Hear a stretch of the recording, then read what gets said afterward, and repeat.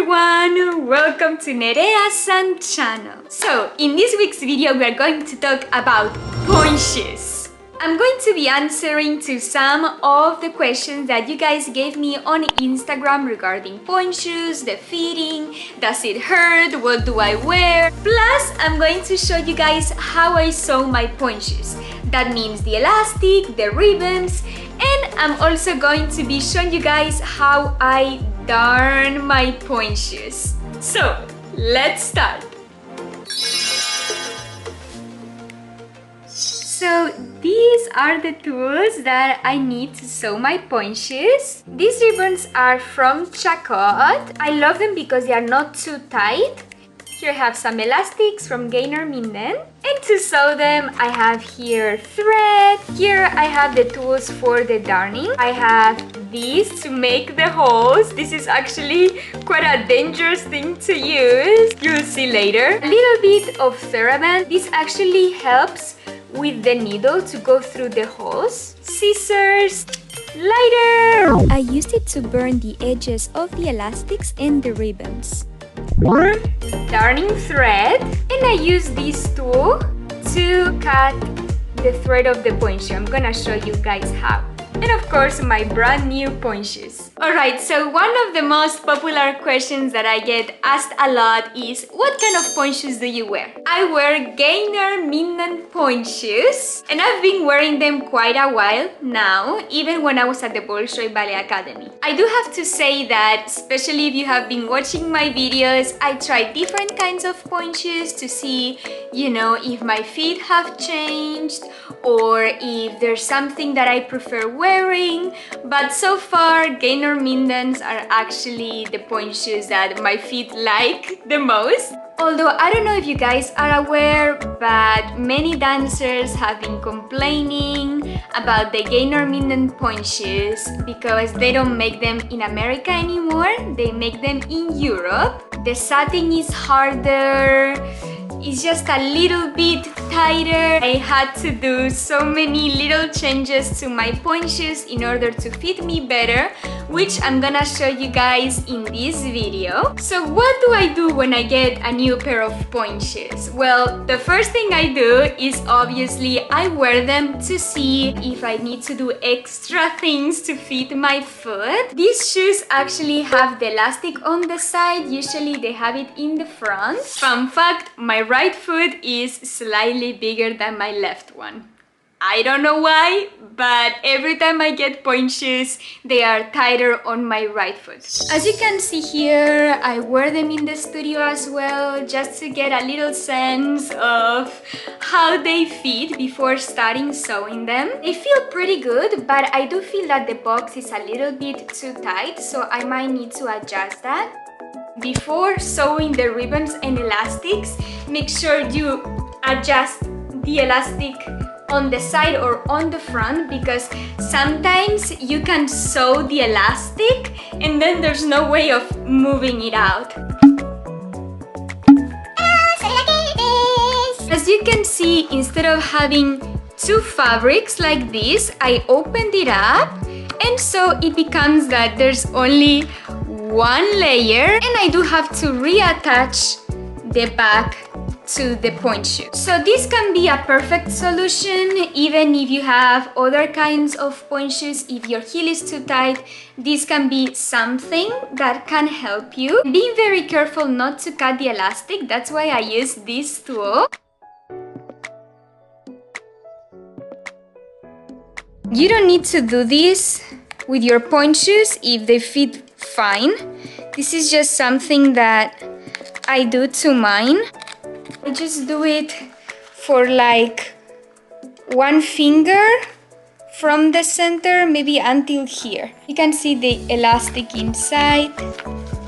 I actually added some tape in the back because sometimes this elastic can really get into the Achilles still. So that's my very first tip, something that I started doing recently, and so far it's helping a lot. After fixing the back of the pointe shoe, I move on to the ribbons and the elastics. I crisscross the elastics. Some people prefer just to sew one elastic, but I like the crisscross because it feels like it's supporting my foot and my arch better. I got a question, which point shoes were your first ones?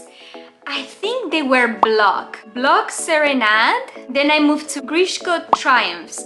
I believe they were, but they were so noisy. They were like quickie, quickie, quickie, quickie, quickie, quickie. Every time I would do demi-point or something, they would like make a weird sound. Plus, they would die. We call them die very soon. Something great about the gainers is that they actually last me for a very long time. Somebody else asked me, how many pairs per year do you have to buy? The company actually provides us with point shoes. I think in a year I might use like 6 pairs of gainers or maybe less depending on the repertoire. When we have so many shows or a full-length production like the Sleeping Beauty, you know, we obviously need more point shoes. When do you know that the point shoes are dead? I can be practicing and rehearsing for months on gainers and they don't die as fast, but whenever I have a performance they just get softer and you can see they start getting dirtier.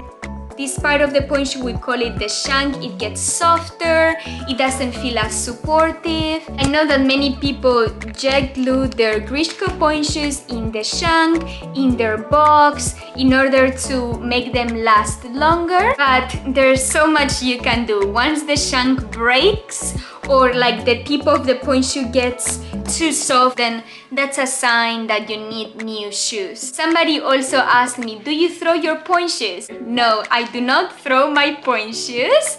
I either keep them or I give them away. I did have times when I give them away when we went to Japan in some events or for a gift for a family member or something like that. If you guys want a pair, let me know in the comments and I might arrange something like that. I feel like that can be cool. I sew the ribbon, pretty standard sewing. And here, gainers are much harder to sew because the fabric is way harder than any regular brand. This is actually a tip for the elastic. So what I do is I sew the elastic in the middle, right here, of the point shoe, so it pulls up the shoe. I do that on both sides. Here you can also see it. In the back, I just sew it on the edge. This actually took me over an hour to do the ribbons, the elastics, and the heel. That's why I decided to do this part in the studio. Now we get into the fun part, which is the darning. Dancers say that this helps with the stability of the point shoe. Sometimes it makes the point shoes last longer. Sometimes I don't really feel where the stop is on the shoe, so I think that actually helps me to like feel, okay, here's the edge. I'm not an expert at darning yet. I do have some hard time with it. You will see. Sometimes you can see some dancers like, the reason why they bang the shoes so hard is to make them more quiet. Let's get to the darning. You want to make holes all around the platform, like that. これは難しいです。Edith loves whenever I have to sew something because he loves playing with my tools.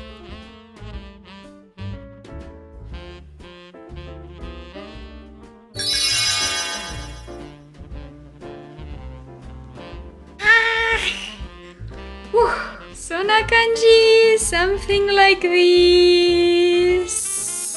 So I make two holes all around the point shoe. I always get super sore and my hands hurt so much for the next couple days after sewing gainers, and more now that I decided to start darning them. You really need the owl to do it. I tried to just do it with the regular needle, but it's impossible. You need heavy duty equipment.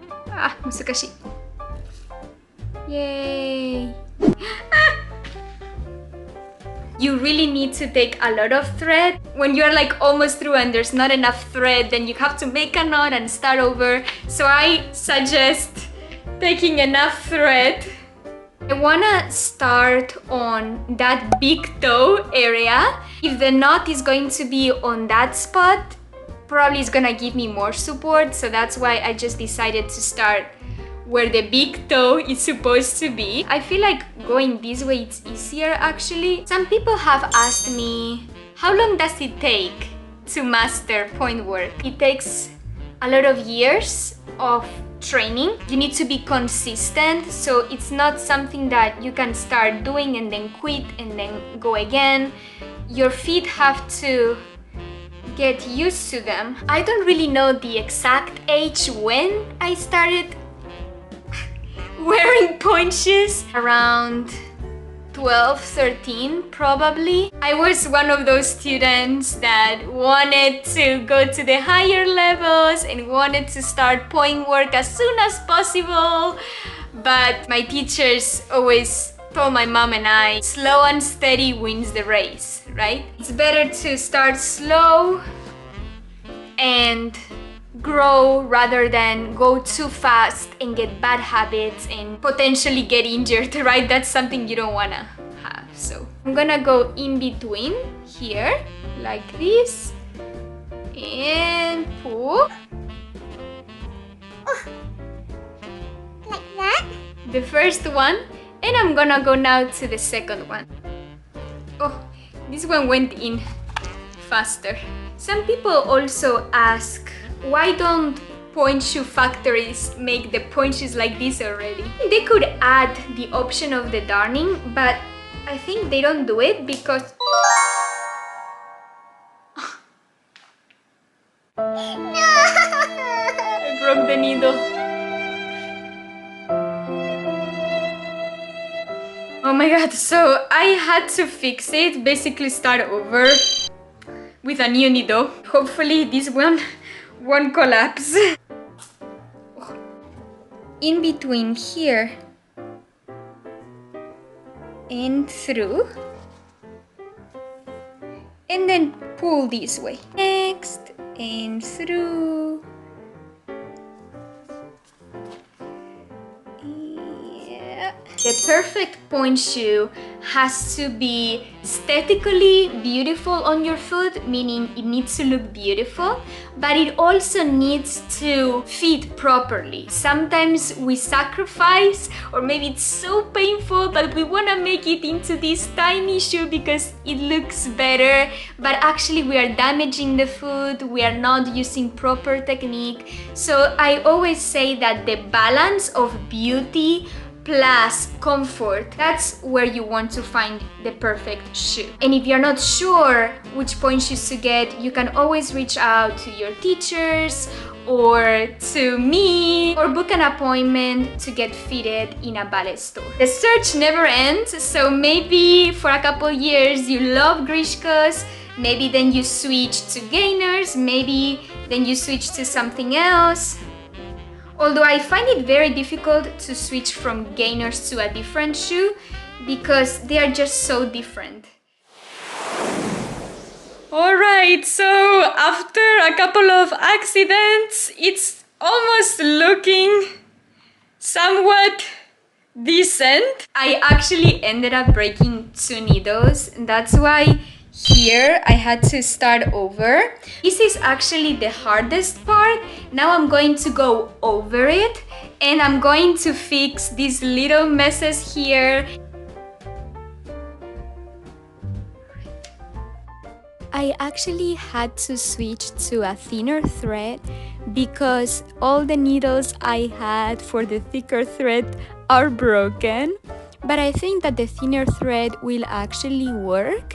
I'm just going over the first layer to even out the spots and to create a more solid platform.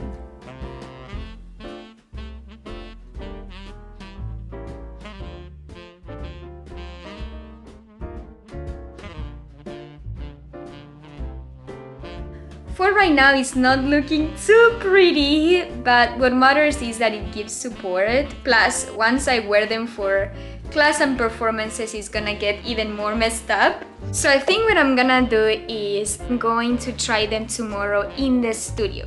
I'm gonna show you guys how they look in the studio, and if I need to adjust some little things, I will. Plus, I'm going to keep sharing with you guys some tips for pointe shoe fittings and my personal experience with these pointe shoes. Let's go to the studio!